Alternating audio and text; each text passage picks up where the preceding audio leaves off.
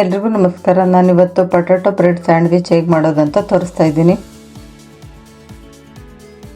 ಪ್ಯಾನಲ್ಲಿ ಸ್ವಲ್ಪ ಬೆಣ್ಣೆ ಹಾಕ್ಕೊಳ್ತೀನಿ.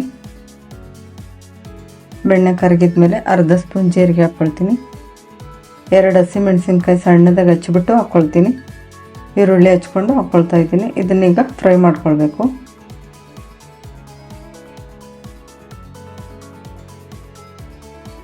ಕ್ಯಾರೆಟ್ ಹಚ್ಕೊಂಡು ಹಾಕ್ಕೊಳ್ತಾ ಇದ್ದೀನಿ. ದಪ್ಪ ಮೆಣಸಿನ್ಕಾಯಿ ಹಾಕ್ಕೊಳ್ತಾ ಇದ್ದೀನಿ. ಸ್ವಲ್ಪ ಕರಿಬೇವು ಸೇರಿಸಿ ಫ್ರೈ ಮಾಡ್ಕೊಳ್ಬೇಕು.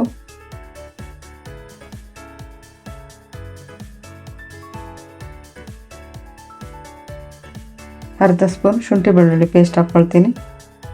ಅರ್ಧ ಸ್ಪೂನ್ ಖಾರದ ಪುಡಿ, 1/4 ಸ್ಪೂನಷ್ಟು ಗರಂ ಮಸಾಲ, ಅರ್ಧ ಸ್ಪೂನ್ ಧನಿಯಾ ಪುಡಿ, ಸ್ವಲ್ಪ ಅರಿಶಿನ ಸೇರಿಸ್ಕೊಂಡು ಫ್ರೈ ಮಾಡ್ಕೊಳ್ಬೇಕು.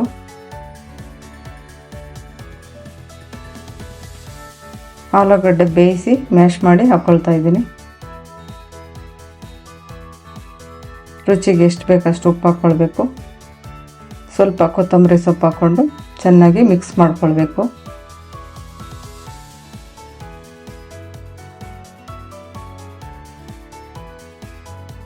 ಹೀಗಿದು ರೆಡಿಯಾಗಿದೆ.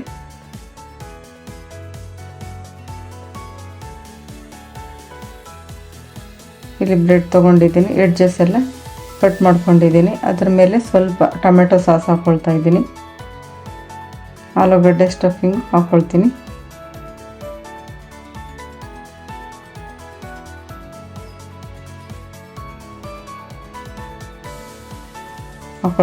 ಅದರ ಮೇಲೆ ಸ್ವಲ್ಪ ಬೆಣ್ಣೆ ಹಾಕ್ಕೊಳ್ತೀನಿ.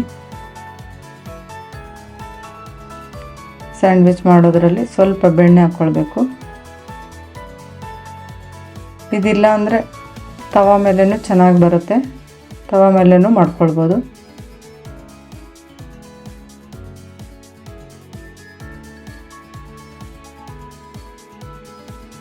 ಇದನ್ನು ಎರಡೂ ಕಡೆ 30 ಸೆಕೆಂಡ್ ಬೇಯಿಸ್ಕೊಳ್ಬೇಕು.